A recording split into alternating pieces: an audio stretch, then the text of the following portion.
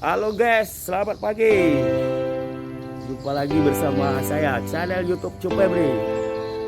Di video kali ini kita akan meliput kegiatan konferensi pers PNN Kabupaten Palawan guys. Ini udah di kantornya. 1, 2, 3, 4, get my shoes and out the door. 5, I'm alive. 6, 7, 8, feeling great. 9, gonna shine, life is good. I'm doing fine, and gonna do it right and do it again. Say, oh, oh, oh, oh, oh, oh, oh, oh, oh, oh, oh, oh. Come on, come on, come on and sing, yeah. Come on, come on, come on and sing.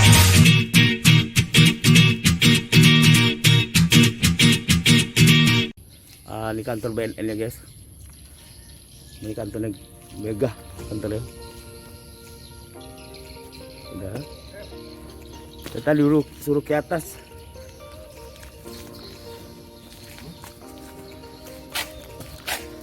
Ini ada beberapa rekan media. Ini saudara Arkan. Nama panjangnya Ardi Kancang dari Punut. Ini ada Om Johannes Tanjung. Ada juga Mas Parikin. Lagi pasang sepatu. Ini kita masuk ke dalam ini. Assalamualaikum.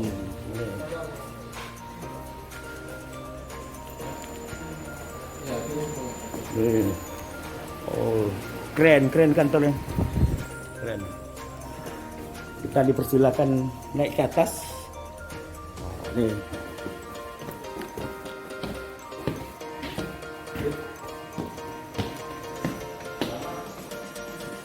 Kita ke atas. Nih. Langsung ke atas.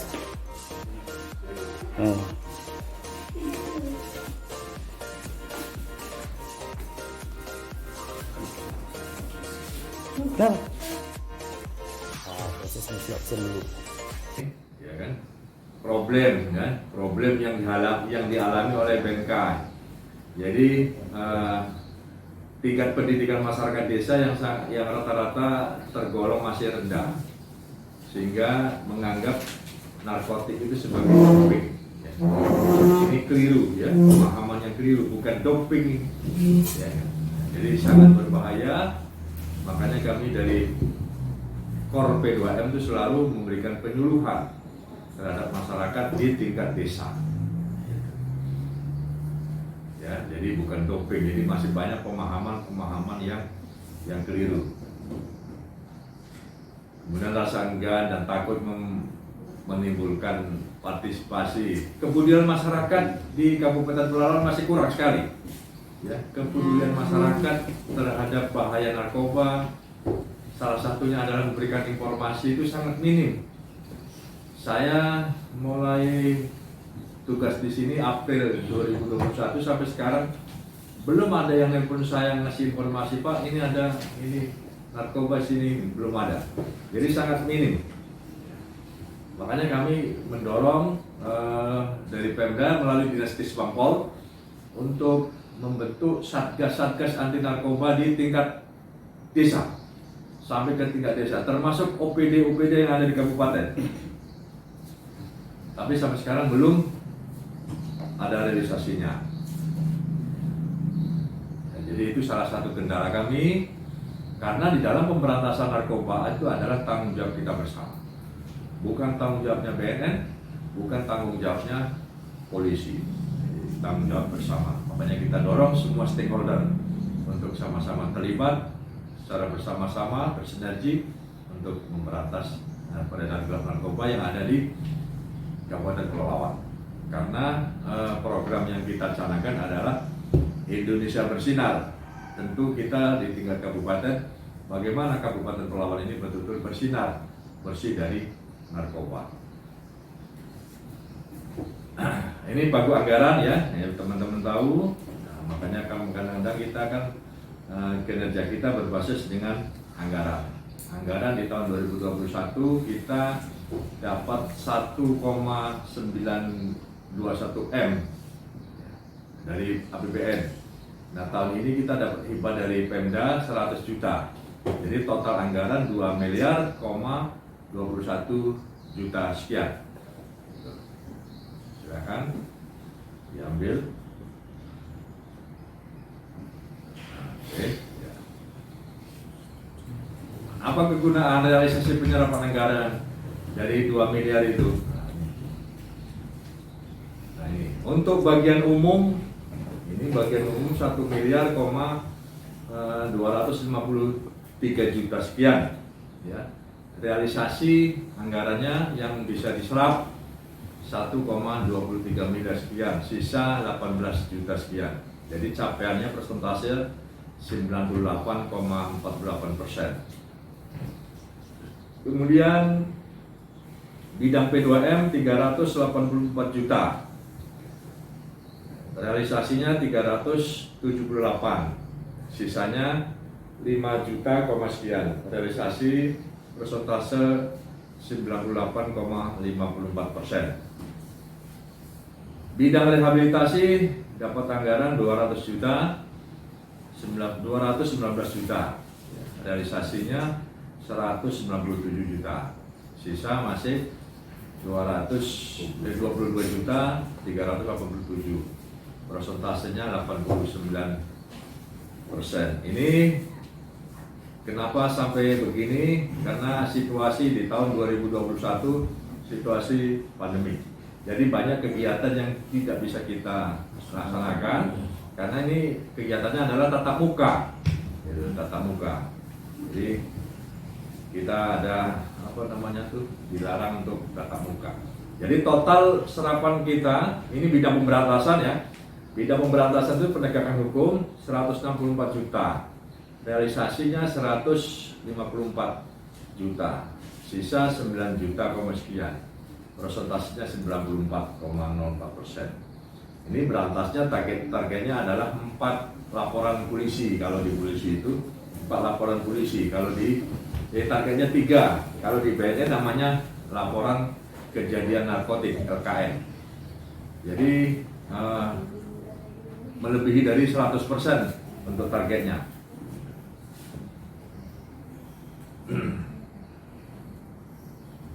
Nah ini rincian ya. Rincian tadi di P2M kan totalnya tadi kan 300 sekian gitu kan. Nah ini dirincikan lagi kegiatannya adalah salah satunya itu ya kan, pendampingan program ketahanan keluarga anti narkotik. Nah, ini kegiatan kita di desa dari 55 juta terserap 53 juta, jadi capaian 96%. Kemudian informasi P4GN 130 juta terserap 127 juta, sisa 3 juta.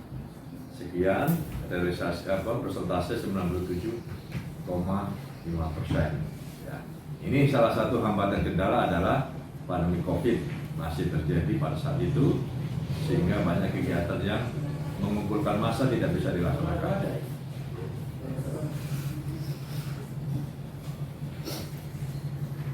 Nah, ini daya mas, bidang daya mas ini adalah pemberdayaan masyarakat. Ini termasuk subkoordinator P2M juga. Anggaran yang diberikan 198 juta sekian, realisasinya 197 juta sekian, persentasenya 99,7%, sisa 600. Ini kenapa sisa? Ya memang tidak bisa serap gitu, nggak bisa diserap. Kita sih mau juga kalau bisa 100% kan, tidak bisa diakal-akali gitu. Kemudian ini bidang daya mas ya, kegiatan daya mas yang kita melakukan sesuai dengan Impres 02, yaitu rencana aksi nasional tentang deteksi dini. Jadi instansi-instansi pemerintah yang sudah melakukan cek urin ini salah satunya. Dinas Perhubungan, di Sub relawan 88 orang hasilnya negatif, 65 orang juga negatif. Kemudian Pengadilan Agama 29 orang hasilnya negatif. Pengadilan Negeri 41 orang hasilnya negatif. Pemdes PKL Gondai 16 orang hasilnya negatif. Kemudian Daop Manggala Agni, ini orang dinas kehutanan kan, 56 orang hasilnya negatif. Jadi total dari instansi pemerintah yang sudah melaksanakan rencana aksi sebanyak 230 orang. Masuk. Sini. Geser sini boleh.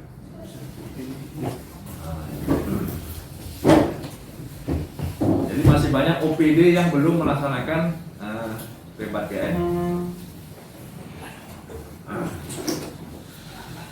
Kemudian dari swasta, dunia usaha dan swasta, ini PT CDS itu sebanyak 184 orang yang melakukan cek urin, negatifnya 183, positif 1 orang. Kemudian PT CDS di Bunut 16 orang cek urin, negatif 5, positif 11. Kemudian dari PT Multi Palma Sejahtera cek urin 50 ya, 50. Mata sudah kabur, termasuk mata pencariannya juga. Hasil negatif 50 orang. Kemudian penggiat instansi swasta 30 orang, hasilnya juga negatif. Nah ini dari insan media kemarin ini, yang semua ketua nih kan, ya saya bilang bukan jebak, memang ada kegiatannya gitu loh. Ada program gitu, jadi kami bukan menjebak, tapi alhamdulillah memang salut kita. Saya bangga dengan media, tidak ada yang positif. Kalau sempat positif mungkin aduh malu juga saya kan gitu kan. Terima kasih kepada teman-teman media, ternyata menjaga komitmen. Ya. Jadi dari 303 orang yang kita cek urin, yang negatif 291, yang positif 11 orang, yang 12 orang. Nah yang positif ini kita lakukan rehabilitasi dengan ada yang rawat jalan, ada yang rawat inap. Ketika dia punya anggaran biaya sendiri, maka kita salurkan rawat inap. Karena kami punya program rehab hanya rawat jalan, kita belum punya gedung sendiri untuk rawat inap. Makanya kita lakukan asesmen dengan rawat jalan. Berapa lama dia rawat jalannya? Selama 8 kali pertemuan. Nah, ini tentang rehabilitasi juga kami sudah mendorong Pak Bupati, karena kemarin beliau waktu Mas Rembang kan sempat ada tuh wacana membuat gedung rehabilitasi itu. Kalau teman-teman media ingat, ada saya baca itu membangun gedung rehabilitasi. Nah, kalau itu bisa terbukti, bisa menampung masyarakat kita Kabupaten Pelalawan yang kondisi ekonominya lemah, dia mau berobat, mau rehab, cukup di Kabupaten Pelalawan, tidak membutuhkan biaya yang besar. Itu maksudnya ya. Jadi karena kita belum punya gedung, ya terpaksa kita rawat jalan. Nah untuk bidang rehabilitasi ini ya, ada beberapa kegiatan. Kemudian penguatan lembaga rehabilitasi pemerintah ini 13 juta, realisasinya 9 juta komersial, sisa 3 juta. Ini masih rendah karena itu tadi kendalanya adalah COVID.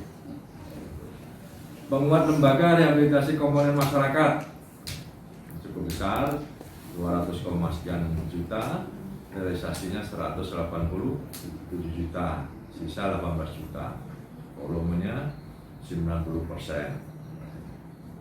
Sayang sih kembalikan uang ini kan gitu, tapi karena kondisi memang tidak bisa dilakukan, nggak bisa kita paksa. Nanti kita periksa kita sama BPK, fiktif nanti kegiatan fiktif.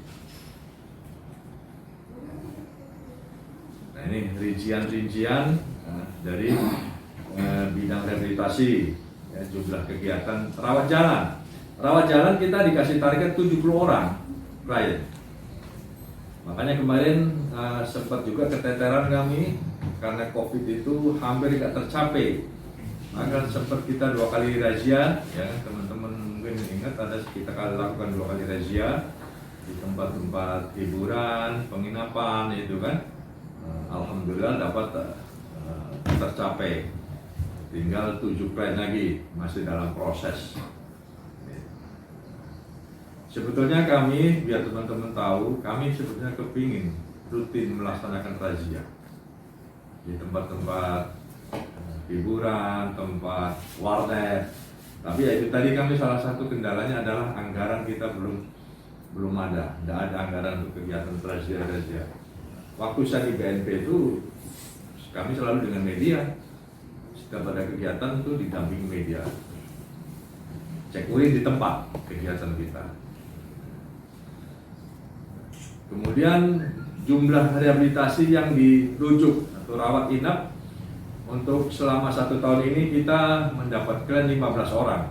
Ini orang yang sadar, ya, melapor ke kita, baik itu keluarganya maupun yang bersangkutan minta direhab. Ini yang kita fasilitasi. Di Bogor itu ada 2 orang, kemudian di Lampung ada 1 orang, di Medan 2 orang, kemudian di Batam 7 orang, kemudian di Bogor juga nih, Balik Pakuan itu 2 orang, dan di Departemen Sosial Pekanbaru 1 orang. Ini yang minta kesadaran baik keluarganya maupun yang bersangkutan. Kemudian ini rehabilitasi surat keterangan, ya, tentang SKHPN. Kemarin kami menambah volume, menambah target karena ada pemilihan kepala desa sebanyak 61 kepala desa, 61 desa. Jadi calonnya itu lebih dari 180 orang. Makanya kita targetnya menambah ini sebanyak 350 orang. Ini PNBP nih, ya. Jadi teman-teman jangan menjadi polemik dan bahan pertanyaan. Kenapa mahal sekali 390 gitu? 290, mohon maaf. 290 itu memang PNBP. Jadi penghasilan negara, ya kan? Dan pajak gitu. Jadi kami store juga ke negara, bukan untuk pribadi BNN.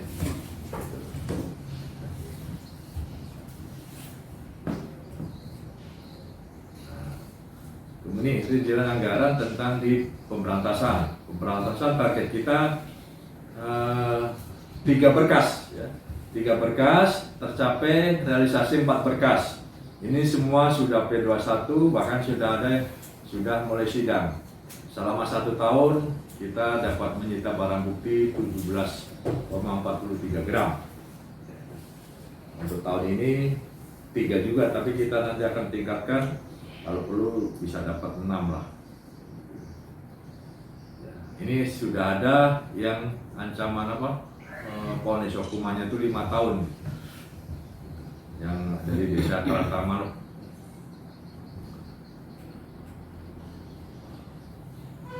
Kemudian BNK Pelelawan juga di samping melaksanakan kegiatan-kegiatan rutin yang sesuai dengan dianggarkan, BNN RI sampai ke jajaran juga melaksanakan kegiatan desa bersinar, pembentukan desa bersinar di desa. Nah, Pelelawan ini membentuk 2 desa, Desa Terantang Manuk dan Lubuk Kembang Sari. Itu yang termasuk program nasional. Di Lubuk Kembang Sari, di Terantang Manuk sudah ada IBM-nya yang sudah dilatih oleh pusat. Maksud tujuan dibentuknya desa bersinar adalah kita akan mencoba desa itu dari mana dianggap itu desa apa, ditunjuk jadi desa bersinar. Apa itunya? Kategorinya seperti apa? Kok bisa ditunjuk jadi desa bersinar? Yaitu di situ dianggap rawan narkoba. Kemudian di desa itu juga ada kasus narkoba. Nah, seperti di desa Terantang Manuk ada kasus narkoba, juga rawan narkoba. Silakan nanti bisa dicek di data IBM, ada namanya intervensi berbasis masyarakat yang dilakukan oleh masyarakat itu sendiri untuk melakukan edukasi terhadap masyarakat yang baru coba-coba menggunakan narkoba. Ini sudah dilakukan di desa Terantang Manuk. Jadi dari unsur masyarakat. Nah, selama ini kan kalau orang mau rehab, dia takut melapor. Takut melapor karena takut nanti masuk penjara, proses hukum. Nah, ini pemahaman yang keliru.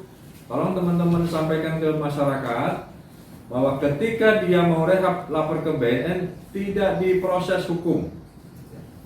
Tidak diproses hukum. Kita akan fasilitasi rehab dan gratis, gitu. Tidak bayar.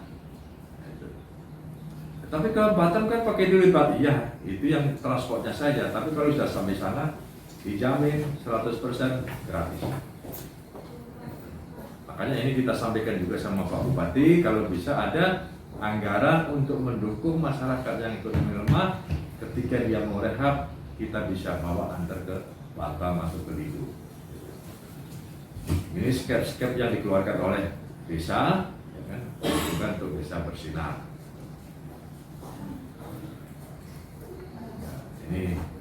Kemudian di desa bersinar juga kita bentuk situ namanya Satgas anti narkotik.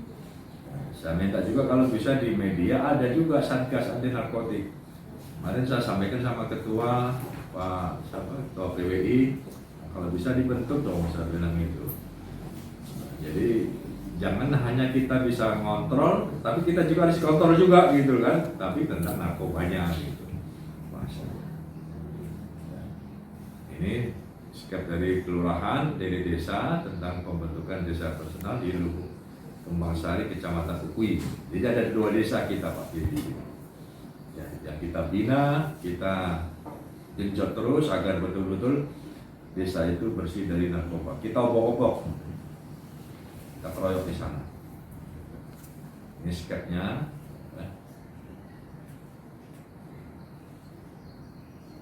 Nah ini yang namanya IBM tadi, intervensi berbasis masyarakat. Ini kita perdayakan, kenapa kita menggunakan masyarakat?